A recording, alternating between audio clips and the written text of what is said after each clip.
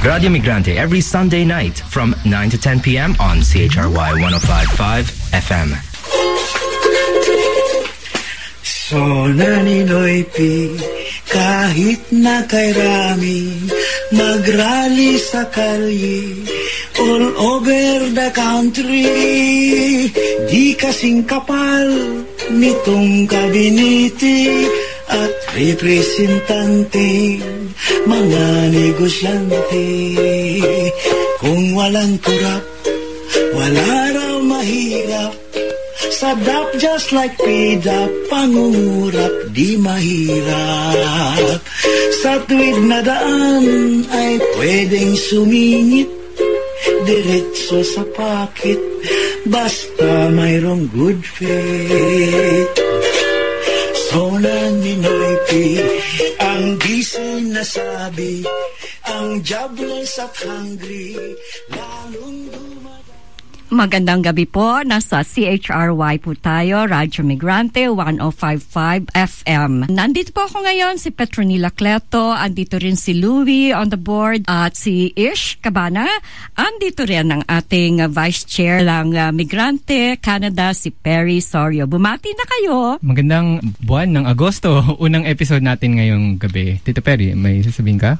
Binabati ko yung bagong producer ng Radyo Migrante, si Petronila Cleto. Nasa bakasyon ngayon si Rhea, no? Hello, Rhea, sa Newfoundland. Magandang gabi din, Rhea. Kumusta ka na dyan? Ikaw, kumusta dyan, Kuya Luis?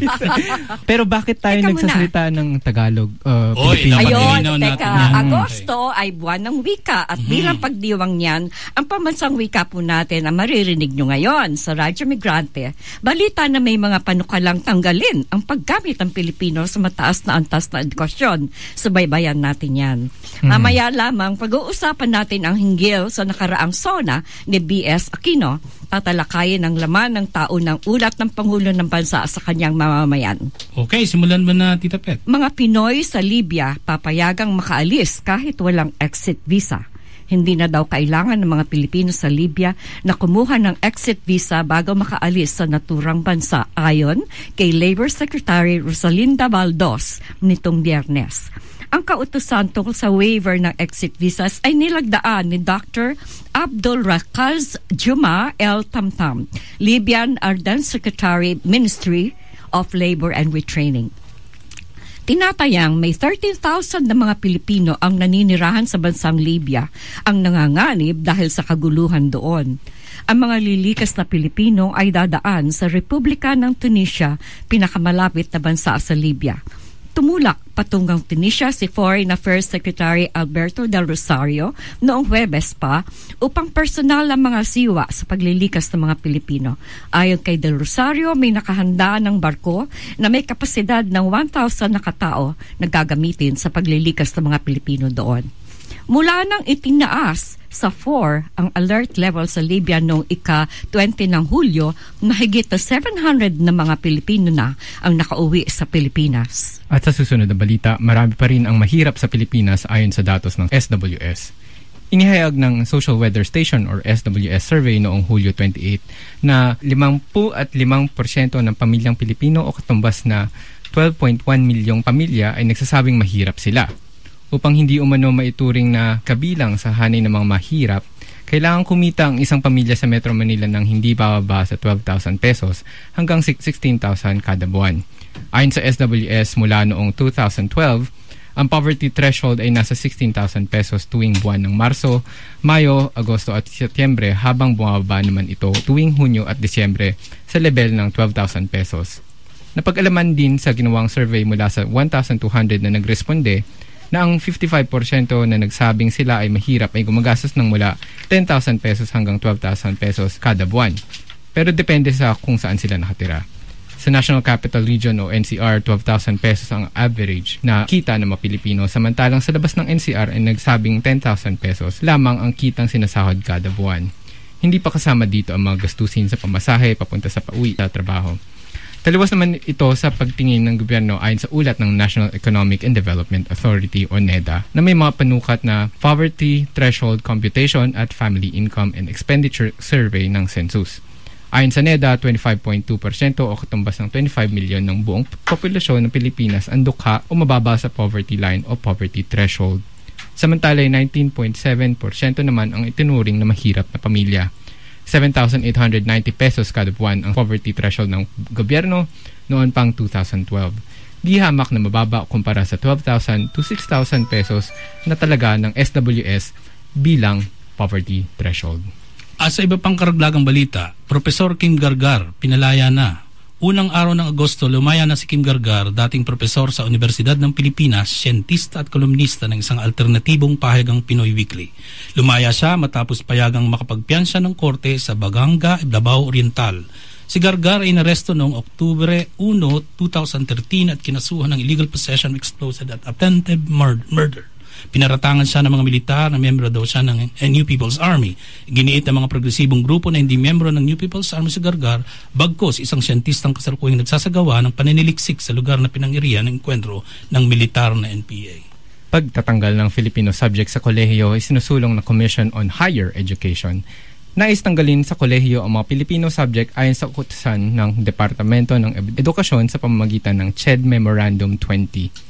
Ipinagtanggol ni Executive Director ng CHED na si Julito Vitriolo ang CHED Memo 20 dahil umano hindi na kailangan pag-aralan pa ang wikang Pilipino sa kolehiyo dahil ito ay malilipat naman sa senior high school sa ilalim ng K-12 curriculum. Ang ganitong pag-iisip mula sa kagawaran ng edukasyon ay nagpapatunay lamang kung gaano kababa ang pagtanaw ng gobyerno sa wikang Pilipino kahit pa ang mismong konstitusyon ay mandato para sa tuloy-tuloy na paglinang nito. Marami naman ang bumotikos sa nasabing CHED Memo 20, lalong-lalo na sa hanay ng akademya. Ang mismong pambansang alagad ng sining na si Bienvenido Lumbera ay nagpalabas ng kanyang hinaing ukol dito. Ayon sa kanya, ang wikang Pilipino ang siyang batayang identidad ng bansa. Bukod pa dito ay marami ding mga guro ang mawawalan ng trabaho dahil sa aksyong ito ng kagawaran ng edukasyon. At narinig po ninyo ang lahat ng balita para sa ngayong gabing episode, Agosto 3. At magpapatugtog muna tayo ng isang awiting, Awit sa Sona, dahil ang pag-usapan po natin mamayang talakayan ay tungkol sa State of the Nation address ni Pangulong Aquino III. At nang ikaw ay maluklok, as ako'y ginhawa na ang buhay. Ngunit di naktagal, lumabas din ng tunay na kulay. Ang statement mo sa Sona, ang paulang purely rhetoric. Pati tatlong paslidon sa payatas ay ginamit. Japanese spits, kawangis mo kapag nag-speech. Laging pa-cute bokyan ay lagi pang humihirit. GI baby bye-bye, don't tell a lie. Tuta ka ni Uncle Sam at wag ka nang magdi-deny. Sigaw ng manggagawa para sa dagdag na sahod. 125 at 3,000 across the board. Kahit kailan makatarungan, ngunit ang iyong sagot anti-labor daw ito. Investors matuturno. Okay ka lang sa pagtaas ng presyo ng langis. Kuryente, tubig, tuition fee, basic necessities. I'm not so glad, I am so mad. Bulok na sistema ilalantad.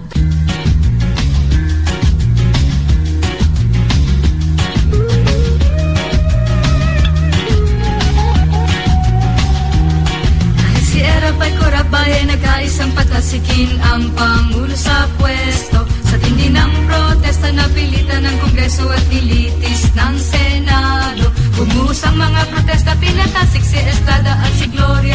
Instant Presidente, inaasa sambayanan mula sa hirap ng buhay. Magkakaroon ng pagbabago't kiginhawa. Ngunit masay, walang Gloria, nagdurusa. Masay galit na galit. At nagtataka po kayo kung bakit yan piniplay natin ngayong gabi. Nakakatawa yung ating mga musika ngayon, no? Kasi patungkol ito sa SONA o State of the Nation Address. Ito yung taunang talumpati ng Pangulo ng Pilipinas, kumbaga report back sa Kongreso. So yung napakinggan ninyo ay ang pamagat ay Erehe at yun ay isang awit na patungkol dun sa SONA ni nakaraang Presidente Erap nung panahon niya. Pero ngayon, pag-usapan natin yung SONA na nakalipas lang nitong buwang ng Hulyo ni Aquino III. Ngayon, paparinig muna kami sa inyo mga perspektiba ng iba't ibang tao mula sa iba't ibang lugar sa Maynila, sa Davao at sa US. At pakinggan natin anong tingin nila kung bakit sila sumama sa People's SONA.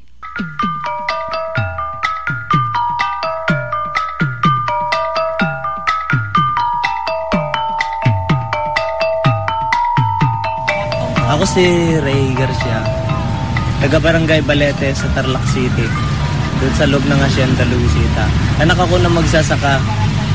Ang nanay ko si Melba Garcia, ang tatay ko si Domingo Garcia, dating trapador ng Azucarera de Tarlac. Pagkatapos nung strike, binungkal na ng mga magulang namin yung lupain sa loob ng Hacienda Luisita. At hindi may mga pananim na doon, pero binakuran ng Tadeko yung lupang binubungkal ng mga magsasaka roon. Na sinabi naman na pinamahagi na.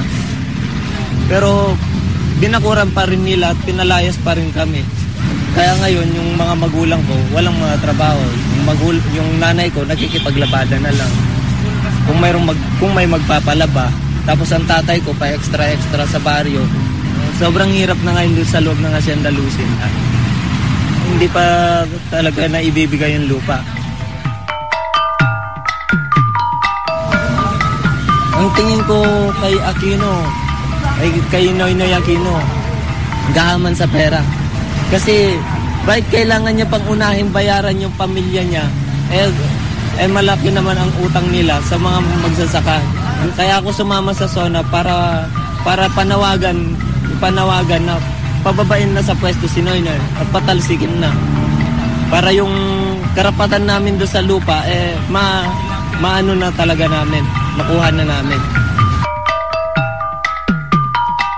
Nanawagan si Noynoy Aquino, di ba, na magsuot ng yellow ribbon. Kaya nagsuot kami ng yellow ribbon, pero may mga dugo para doon sa mga namasaker niya doon sa loob ng Hacienda Luisita.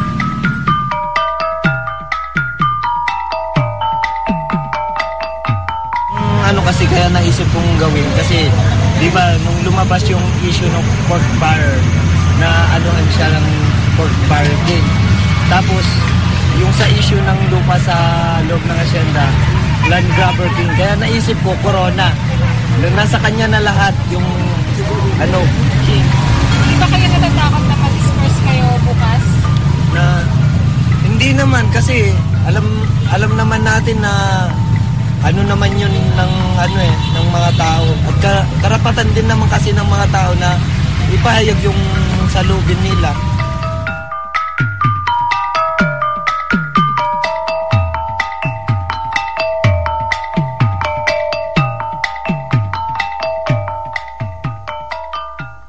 Walang siya ay nahimo nga tinuod nga serbisyo labi na diha sa mga biktima sa kalamidad. Kini ang iyang giingon ang 10 billion pesos nga i-rehab kini sa mga biktima labi na ang diri sa Bagyong Pablo, wala kini na sinati sa katawan.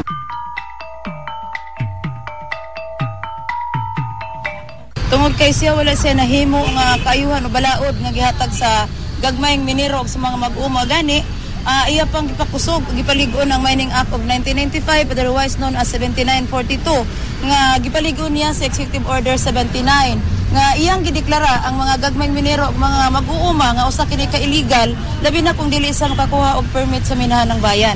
No, ang gihimo niyang legal ang katong mga foreign investor nga karon moy na nangangkon o nangamkam sa mga minerales sa lugar sa Compostela Valley Province o sa tibuok SMR Southern Mindanao Region.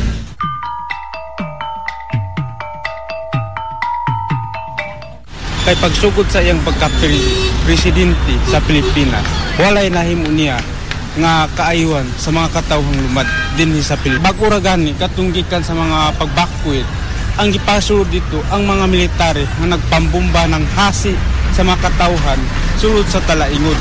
Ilabi na nga naigidakop nga si Ubonoy Butod sa Pantaron Range. So mauna naanasad ko karon ni balik dinhi kay ang mga military naanasad sa mga barangay Palmahil, Daguhoy o Santo Niño nga mudesisyon nasad nga musulod sa among lugar sa organisasyon namo sa Salugpungan Tatano Ikanugon. Mauna nga naapo dinhi mupasidaan ko nga wala nay mo sulod sa among organisasyon. Kay ilabi na ang katawhan nga naa sa kabukiran karon nibalik sila og uno ang ilang mga panginabuhian tungod sa unang pagbakwit. Mauna nga panawagan nako ang Pinoy nga di na naing anaot ang katawhan nga mga lumad.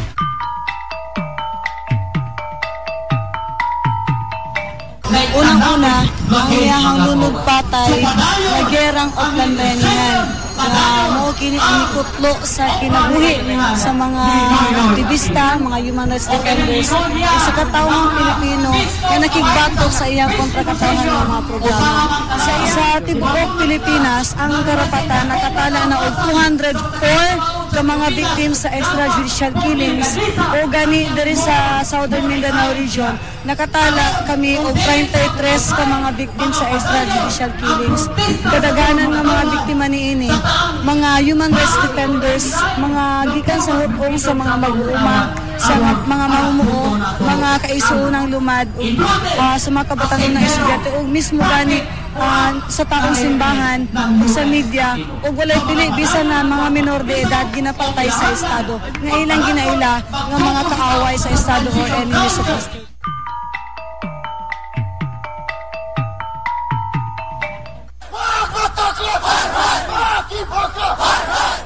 When we talk about the economic situation, if you think that there's progress in the economic situation of the Philippines, then why are so many Filipinos, specifically Filipino women, going to the United States?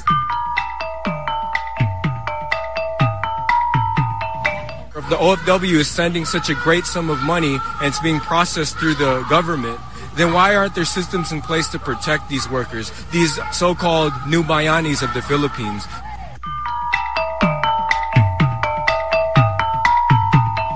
Lahat is nahihirapan kasi ang mga overseas Filipino workers, paglabas mo ng bansa or pag nasa ibang lugar ka na, wala ka ng proteksyon at saka ikaw nang bahala doon. Pero malaking bagay ito kasi ang OFW workers naman ang bumubuhay sa Pilipinas. Malaki ang contribution natin every year.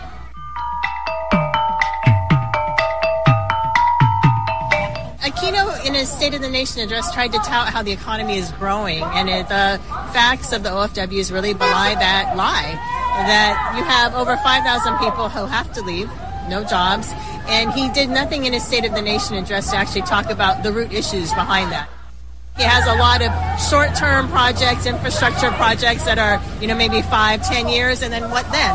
You don't have any lasting national industry that he's been investing in. We're not going to wait. We are actually going to take it to the streets and call for his resignation, demand his resignation, demand his ouster if he doesn't change. At nakikinig pa rin kayo ng Radyo Migrante dito sa CHRY 155 FM, your leading source for diversity. Nandito sa studio pa rin si Tita Pet, si Kuya Louie sa board, at ako si Ish Cabana. Napakinggan ninyo ang iba't ibang mga soundbites mula sa iba't ibang lugar patungkol sa State of the Nation address ni Benigno Simeon Aquino III, ang kasalukuyang presidente ng Pilipinas ngayon. Tita Pet, meron tayong guest dito sa studio as well. Sino ba yung ating magiging speaker? Kilala mo rin ito, Ish. Ang kagalang-galang. Ang kagalang-galang na Christopher Sorio, na Vice Chair ng Migrante Canada. Sa totoo lang wala nang kailangan introduction pa to kasi matagal na siya nagsasalita kung saan-saan, pati sa York University, sa mga pulong ng mga solidarity groups natin. At siya isa sa mga pinakamagaling na kritiko ng SONA ni Aquino. Ang pag-uusapan natin ngayon ay ang SONAng mapanlinlang hinggil sa kalunos-lunos na kalagayan ng bayan sa ilalim ng administrasyon ni B.S. Aquino. Go, Mr. Sorio. Magandang gabi po sa inyong lahat. Hindi naman ako matinding kritiko ng pamahalaan. Bilang isang mamamayan, kahit nasa labas ako ng Pilipinas, meron din akong hinahanap sa isang Pangulo. Kasi maraming pinangako ito At bakit ganon yung sa kanya, maraming hinahanap sa kanya? Maraming kasing hinahanap. Dahil una, galing ito supposedly sa isang ang kanyang magulang ay isang dating bilanggong politikal. At ang kanya namang nanay ay isa ring Pangulo na nagbigay ng amnestiya at nagpalaya ng maraming bilanggong politikal noong panahon na binagsak si Marcos. So mabigat yung expectation sa Pangulo na to. Totoo yan. Kaya nga kinilala to, daang matuwid. Ngayon, ang problema ng daang matuwid ay sabi sa kanya, hoy, 4 na taong ka na. Hindi na po pwede yung mga pangako na yan. Hindi pa rin tuwid ang daan. Oo, dapat ka nang managot. Yun nga, dapat. Palagi nakakabit yung DAP eh. No? Parang talaga, there is a lot na in-expect sa kanya. Ngayon, ano ba ito? Para sa mga migrante. Bakit ganon? Kasi, signan nyo ano raw yun nangyari sa panahon ni Noynoy? Sabi, dumaming umaalis na Pilipino. Mas tumaas yung mga ginagastos o yung tinatawag na state exaction. Maraming sinaradong mga embahada at diplomatic post. Kaya sabi, teka, hindi, kailangan ka nang managot ngayon. Tama na yung mahabang daang matuwid mo. Ito ngayon, babanggitin ko sa inyo. Sige nga.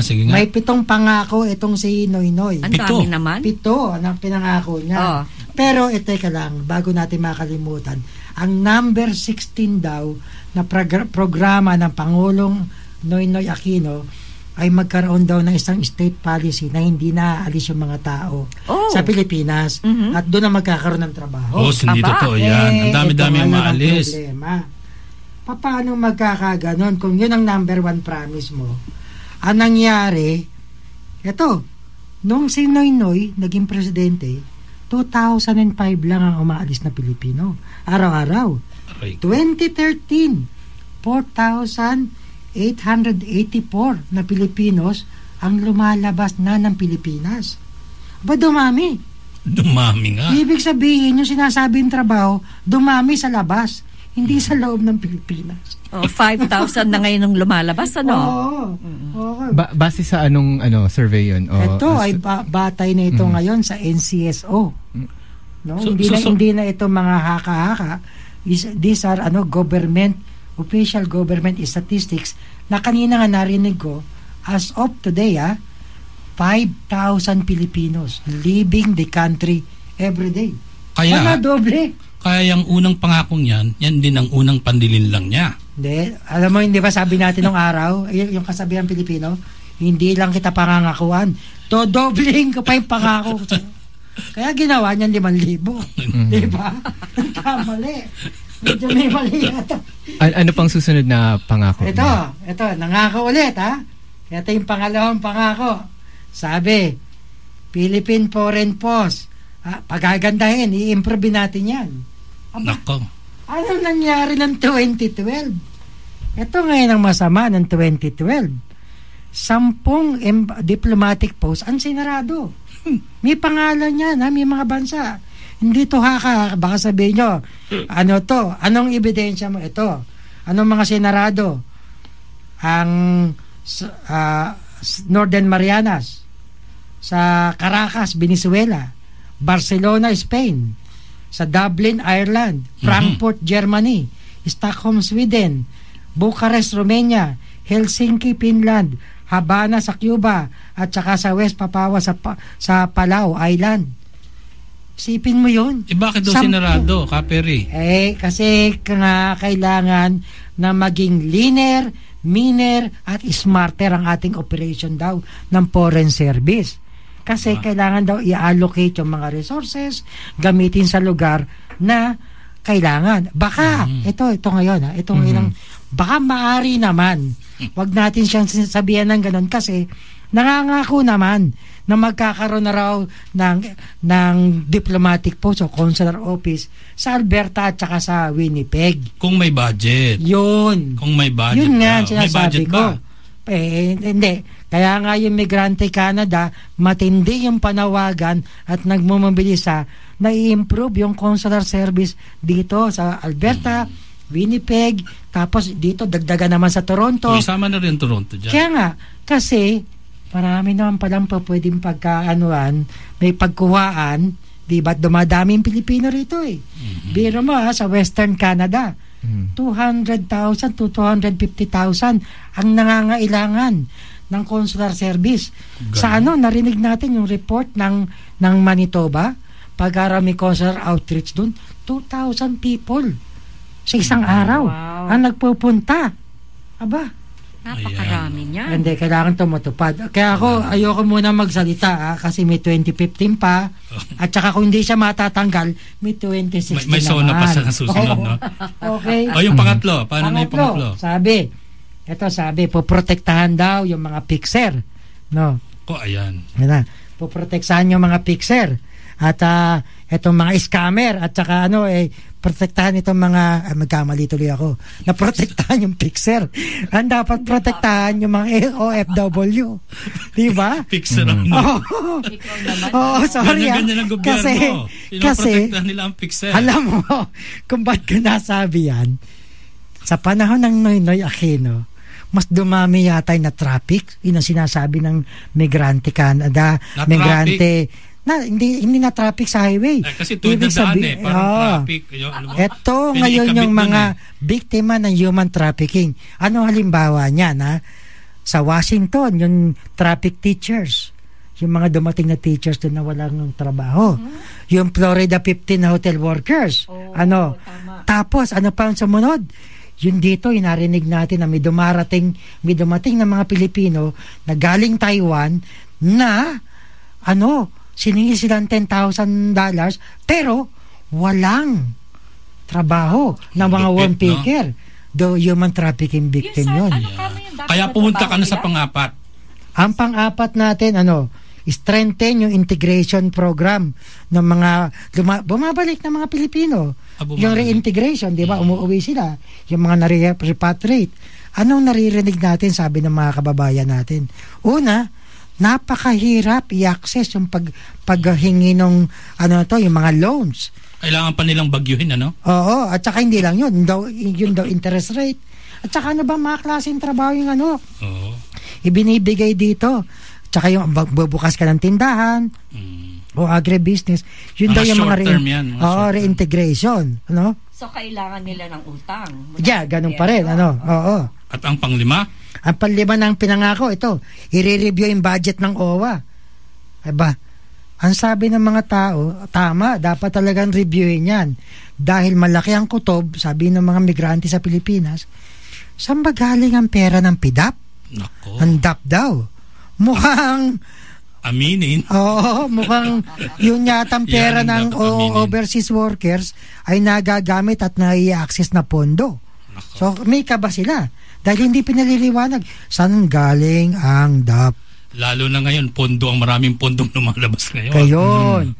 So, may katuwiran yung ating mga kababayan na magduda. Tapos ito, pang-anim. Ito, 2 na lang. Naku, sa wakas. Napakahirap na maraming pinangako Kaya wag mo sisihin kung maluha yung Pangulo. Pagdating ng SONA, walang natutunan. Naiiyak siya, sinisingil siya, Oo. Ito, sabi, i-address daw yung mga financial needs at saka mga social problem. Aba, teka, paano nagkaganon? Yun lang sinisingil ng mga ng mga gastusin. Lumalabas, 28,000 at 26,267 ang ibinabayad ng bawat isang umaalis na mga migrant worker, OFW. Bawat isa. Noong araw, 18,000 lang. Noong 2010, naging 26,000. Tapos, lumalabas sa suma total, pagka pinagsama-sama natin, yung sinisingil sa kanila, 31,000 daw per OFW. Per day? Time is 5,000 people per day. 150 million yan. Ang daming pera nun. Daming pera. Diba? Saan yan dinadala? So may budget pala para sa consular services? Hindi naman. Kasi nga sinasabi, saan ko gagamitin yung mga increase na to? Una, PhilHealth Premium daw. NBI clearance. Barangay clearance. Meron pang mandatory contribution to Pag-ibig. Mandatory insurance. Ang daming gastos. Ito na. Dahil alam ko, inaapura mo ako. Dahil, alam mo, tama na apurahin mo ako dahil yung mga tao sa Pilipinas sabi, puro ka naman kasi nungalingan. Tapusin mo na yung pambabola. Ito na lang. Ito na ang huli kong pambabola sa inyo. Sabi ng Pangulo, i-maximize natin yung partnership natin sa Estados Unidos. Talagang ginawa na yon. Alam mo ba kung bakit nasabi ng migrante yon? Kasi nung tinignan nila, yung mga deployment ng Pilipino, yung OFW, kung saan may gera, doon maraming OFW. Teka, may gera ang US. Pero hindi sundalo pinapadala natin. Nagpapadala tayo ng OFW kung saan may gera. Palestine, Matindi. Iraq, Libya, Syria, Kuwait, Afghanistan. Aba, hinold up mo na, ibabala mo pa sa kanya. No? Yeah, yun ang sinasabi ko. Kaya ngayon, wag niyong sisihin kami mga migrante kung sabi namin ayaw na. Tama na po ito. Masyado ng panloloko ito. Hold up na talaga. Tama ka, Louie. Bago pa umalis yung OFW, hinold up na. Katunog ng DAP, Chong Perry. Oo. Talagang matunog ang DAP dito. Ngayon, ang gusto mong tanungin sa akin, alam ko na. Sige. Sasabihin mo sa akin, Chong Perry, kung ganyan ang tingin mo kay Pinoy, anong dapat? Yan. Ito ngayon ang sasabihin ko sa'yo. Kung talagang dapat, nakita mo ang suot ko ngayon, peach. Pinainom pa ako ni Tita Pet ng peach juice. No, isa lang ang ibig sabihin yan. I-impeach na si Aquino. Ayaw na namin, tama na ng mga dap-dap dyan. Oo. Matagal mo na kami na hold up, ikaw naman ngayon, fully dap ka na.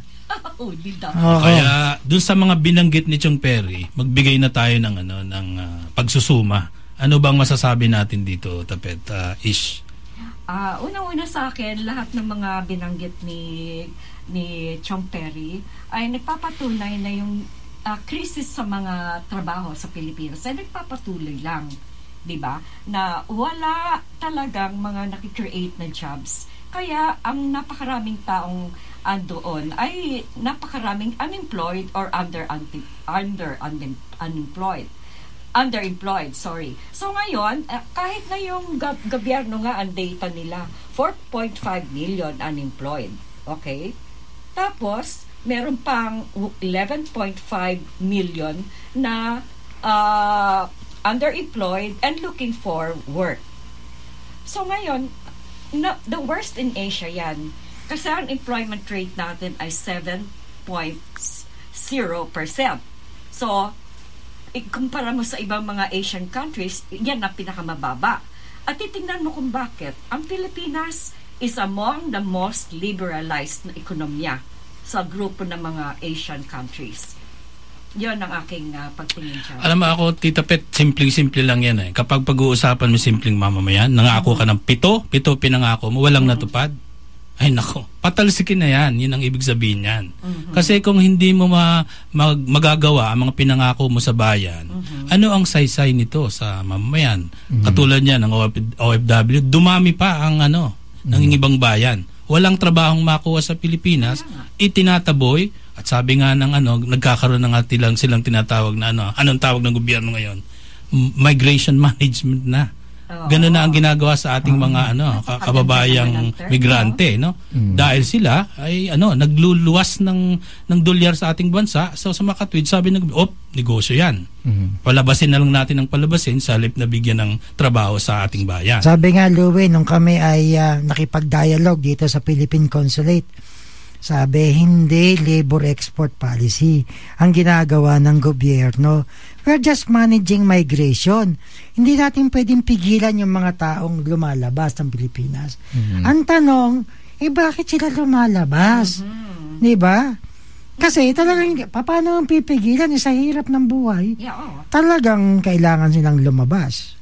Dahil nga walang jobs, wala ring walang poverty ang inaabot ng mga tao. At walang maibili ng pagkain at saka mga other basic necessities, di ba? Meron tayong interview niyan sa nakalipas na episode ng Radyo Migrante mula sa Commission on Filipinos Overseas, mga 20-minute na interview patungkol dyan, no? Magiging devil's advocate din lang ako dito, no? Pag pinatalsik natin o inimpeach si Pangulong Aquino, sino naman papalit? Anong tingin niya dito? Anong alternatibo ang ibig mong sabihin? Ay, hindi ko sinasabing si Binay, ha. Nakatingin ka sa akin, alam ko yung malisyoso kang kwan eh. No. Ang sinasabi ng mga kwan, magkaroon na tayo ng transition council. Okay. Yan siguro ang pinakamahusay. Anong ibig sabihin ng Transition Council? Ito yung mga grupo ng mga iba't ibang personalidad nagre-represent ng iba't ibang sektor na sama-samang pangungunahan yung pamamahala ng ating gobyerno, yung Transitional Council. So ngayon ay pag-uusapan natin kung paano natin susumahin ang diskusyon natin ngayong gabi. Siguro mauna ka na, Ish, kung ano yung punto mo. Hindi ko may disconnect kumbaga doon sa mga binitawan niyang mga salita sa kanyang talumpati sa mahigit na 1 oras niyang pagbigay ng pahayag patungkol doon sa kanyang report, kumbaga, ng ulat doon sa nakaraang taon na kanyang nagsilbi. Marami siyang ito yung pinaka punto ng kanyang administrasyon kung kailan siya nagkaroon ng maraming masaklap na pagkukulang sa kanyang pamamahala sa gobyerno, lalong-lalo na sa mga naapektuhan ng mga bagyo, hindi natugunan ng ganong kaigi. Marami siyang mga binitawang mga kasinungalingan dun sa kanyang talumpati. Kaya mahirap sumahin dun sa aktual na pangyayari, dun sa kanyang binitawang mga salita. At dagdag pa riyan yung theatrics, yung pag-iyak niya dun sa kanyang talumpati, kasabay nung pag-iyak ng kanyang kapatid na si Chris Aquino. Ang tingin niyo, Tita? Sa akin naman talagang ang panlilinglan niya kasi ay pag-evade o pag-avoid ng mga pag-iwas dun sa mga dapat na issues na hinarap niya. Unang-una na sa akin yung poverty na dapat na inaasikaso niya, no? Na by giving jobs and giving employment, no? So paano 'yon? Ang poverty ngayon sa Pilipinas, according to Ibon, ay the poorest 20 to 30% ng populasyon. So ngayon, ang nasa poverty ngayon. So around 2.5 million Filipinos ay nasa pinakamatinding paghihirap sa 20 and 13 pa lang yan. Na ang ibig sabihin, 56 million na Pilipino ang pinagkakasya ang 100 na pesos isang araw. O kaya, ang ibig rin sabihin, 66 million Pinoys ay nagkakasya na rin sa 125 lang na piso isang araw. Paano yon? No? Paano mo iaan yan sa sinasabi niyang nag-develop ang ekonomiya? Oo, tapos matindi yung ginawang pag-aaral ng SWS. Malinaw do, sabi nila doon, 55% daw ng populasyon ay kinoconsider na mahirap. Kung 55% yan, kung 100 million ang ating mga kababayan, 55 million yan or 50 million ang naghihirap, samantalang ang sinasabi ng Pangulo sa kanyang SONA ay gumamit siya ng mga economic stimulus para mapasigla daw ang kabuhayan ng ating mga kababayan. Pero hindi totoo ito. Oo nga. Yun ang isang malaking issue dito na dapat ay sinagot ng Pangulo sa SONA. Dahil kahit yung mga taga-probinsya nagsasabi hindi totoo. Yung sinasabi ng Pangulo, naghihirap sila doon. Ano bang tawag sa economic stimulus na to? Ito ba yung DAP? DAP ang tawag dyan. Port Barrel, ang economic stimulus. Yan. Yung pala ang pangalan nun sa simpleng salita. Ibig sabihin, binigyan ko ng pera yung mga politiko para kayo i-stimulate. Meron pang isang ibig sabihin yan Ibig sabihin din yan, dahil pinagmamayabang niya na ang credit rating daw ng Pilipinas ay tumaas na. Ibig sabihin, pwede pa ring uling mangutang ang Pilipinas sa ibang bansa at sa IMFW World Bank, no? So yan? Ibig sabihin yan, nagre-rely pa rin ang Aquino government sa malalaking foreign investment para tumaas yung economic growth and development, no? So yan? Masama yan dahil imbes na yung ekonomiya natin ay nakarely sa nationalization of industry at saka yung lalo na agriculture at saka yung industrial field, hindi nangyayari yon. So kaya bigyan natin ng grado ang Pangulo. Isang bagsak ang kanyang grado. Bagsak. Okay. Kaya bago tayo pumalaat muna tayo sa pulso ng migrante. At isasalang natin ang ating ginawang interview nung tayo ay pumunta dun sa Solidarity sa mga Gaza. taga-Gaza. Okay. My name is Mustafa. I'm with Tadam in Montreal as well as the Immigrant Worker Center in Montreal. People are extremely interested because we are now into the 22nd day or the 4th week of Israel's Operation Protective Edge, which is seeing the death of over 1,200 Palestinians in Gaza. The overwhelming majority have been civilians, and Israel's demanding the demilitarization of the Palestinian resistance and no promises of ending the siege. So what we need to do is to continue to build a movement in solidarity with the Palestinian people against Israeli apartheid. And so this is one of the things that we can be doing, and the other is building a mass movement around boycott, divestment, and sanctions to end Israel's apartheid policies. Primarily, what's happening in the region has always been critical to U.S. imperialism, and the Israeli state has always been a critical player in terms of the region, in terms of being America's guard dog within the region of. So it's not just an anti-colonial issue, but it very much is a global issue that's tied to all of the struggles against U.S. imperialism around the world. Well, I think freedom in Palestine or hindrance of the U.S. imperial agenda in the Philippines are tied, and that solidarity is tied, and that if we can win freedom for Palestine, it will be a big dent in the U.S. empire's agenda to carry out its denial of national democratic rights for all people around the world. And freedom for the Philippines. What I think is that it's not fair for the kids, for children to die innocently with stupid people bombing. Look at the background of the picture. It's all kids dying, most of them. And what we need is a peaceful thing going on with both sides. Maybe the world forgets is that people of Gaza have nowhere to go. There is, in the meantime, no place that is safe. Ako po si Roslaini Muhammad. Ako po ay originally sa General Santos City at andito po ako ngayon sa Toronto. At nag-join po ako dito sa protest na to. Hindi po makatuwiran sa kahit anong relihiyon ang pumatay ng bata, ng inosente, ng babae, ng kahit sino pa man. I'm against genocide.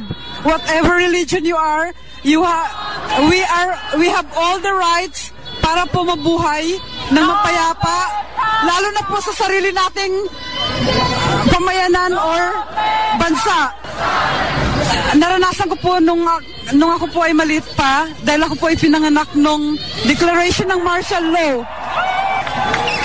Ako po ay hindi pa dapat oras na ipanganak ng nanay ko, pero dahil nag-evacuate kami, dahil hinahabol kami ng mga ang tawag namin ay ilaga. So sa tuwing nakakarinig, nung lumaki po ako mga about 4 to 5 years old, naalala ko pa po kung paano po ako matakot sa tunog ng helicopter, sa tunog ng airplane dahil binubomba kami. Nagtatago lang po kami sa underground, tinatawag po nilang paksol. Ayoko pong maranasan yun ng ibang bata. Alam ko kung anong pakiramdam ng matakot. Andito po ako para po kaysa at kahit sa ano pa pong may tulong ko para po mahinto ang genocide na ito ng mga Zionist ng Israel. Isinusulong ko po ang human rights para po sa lahat.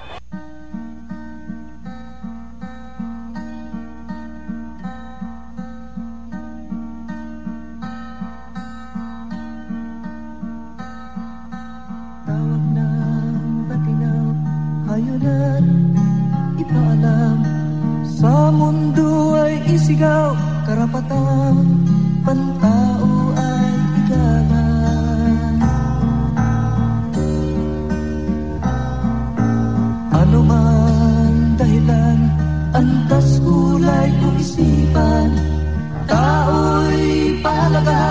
karapatan, likas, panindigan. Ang karapatan, at ang narinig po natin ay tungkol sa Gaza na protest action natin. Naririnig natin ang panawagan doon na kailangan ng justice at kailangan ng peace. So, nasa shoutouts na po tayo at ang unang panawagan ay ang Resource Extraction, Militarization and Indigenous Rights na Forum, Which Way to Peace. Iniimbitahan ng lahat para sa isang public forum ng United Church of Canada, Kairos, Canadian Ecumenical Justice Initiatives at ng International Coalition on Human Rights in the Philippines na gaganapin ngayong Agosto 7, 2014 sa The Chapel Room, Trinity St. Paul United Church, 427 Bloor Street West, Toronto. Ang kanilang panauhing tagapagsalita ay si Father Rex Reyes, kasalukuyang pangkahalatang kalihim ng National Churches of the Philippines. Siya rin ang pinakaunang katutubong leader ng NCP at co-person ng Ecumenical Voice for Peace and Human Rights in the Philippines. Kasalukuyan din siyang tumatayo bilang Pangulo ng Christian Conference of Asia. Para sa karagdagang impormasyon, tumawag kayo kay Josie Forcadilla sa numbering 416-231-7680, extension 4041. Ikalawang shoutout po, nananawagan ng kontribusyon ang grupong Akdaan para sa kanilang ikalawang aklat na ilulunsad sa Disyembre ngayon taon. Maaari niyong padala ang inyong likhang sining katulad maikling kwento, salaysay, sanaysay at tula at iba pang forma ng malikhaing panulat. Ang tema ng aklat na ito ay hinggil sa migrasyon at sa mga isyong tumutukoy sa buhay at karanasan ng migranteng manggagawa. Ipadala ang inyong mga likha sa email na grupongakdaan@yahoo.ca hanggang sa katapusan ng Setyembre o kaya'y tumawag sa 647-985-5969. Gusto niyo bang maging bahagi ng Radyo Migrante? Halina't sumali sa Radyo Migrante Collective. Kung kayo ay interesado bilang volunteer, maaari rin kayong sumali sa mga pagsasanay at iba-ibang training na ibinibigay ng programa. Ang mga bukas na posisyon, board operator, tagapagbalita, tagapagsaliksik, at social media archivist. Di ko alam sa Tagalog ko ano yun. Kailan lamang ang Radyo Migrante ay pinarangalan. At alam na natin na siya ay nanalo ng sa ikatlong third language programming sa National Community Radio Awards. Tama. Okay. Sumulat lamang sa aming email sa radmig radmig105.5fm@gmail.com o kaya'y tumawag 647-281-0652. At ang huli nating music ngayong gabi bago tayo magpaalam ay mula sa Tabak at KMU at ang pamagat nito ay Dapat Nang Itakwil. May mga shoutouts po ba kayo? Ikaw, Perry, may shoutout ka? Hindi, gusto ko lang batiin yung mga sasalubong sa akin sa Vancouver at Alberta sa mga darating na araw. Sa wakas, magkikita-kita po tayo. At inaasahan ko ang mahabang kwentuhan sa buhay ng mga migrante dyan.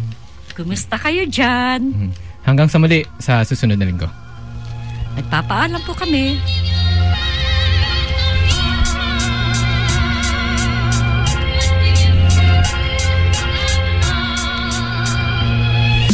Ang hatol ng bayan sa pahirap na Pangulo, tupukin sa apoy ang baboy sa palasyo. Noy, noy, dapat kang itakwil, sama-sama na lupigin ang hangon ng taksil. Ang hatol ng bayan sa pahirap na Pangulo, tupukin sa apoy ang baboy sa palasyo. Noy, noy, dapat kang itakwil, sama-sama na lupigin ang hangon ng taksil. 4 na taon, kung panunungkulan, marami ang naghirap at maraming nanakawa sa daang matuwid na lugmok ang Pilipino na dati nasa publiko ngayon ay pampribado. Maraming agrabyado na mamatay sa paggamutan, kabataan ay kapusta, karunungan, kabuhayan na tahanan ng kanilang winasak para sa mga dayuhan na sa bayan ay tatapak. Sa kaba naglilingkod sa sariling pangangailangan, kamag-anak, kaalyado at iyong mga kaibigan, protektor ng kawatan na nagkasala sa bayan. Lahat ng dawit sa makulong at pagbayaran, ipadama ang ating galit sa hambog na asidero. Port Barrel King, bumaba ka na sa pwesto, inutil at gahaman na sa bayan ay taksil. Dapat ibagsak, makatwirang itakwil. Ang hatol ng bayan sa pahirap na Pangulo, tupukin sa apoy ang baboy sa palasyo. Noy, noy, dapat kang itakwil. Sama-sama na lupigin ang hangal na taksil. Ang hatol ng bayan sa pahirap na Pangulo, tupukin sa apoy ang baboy sa palasyo.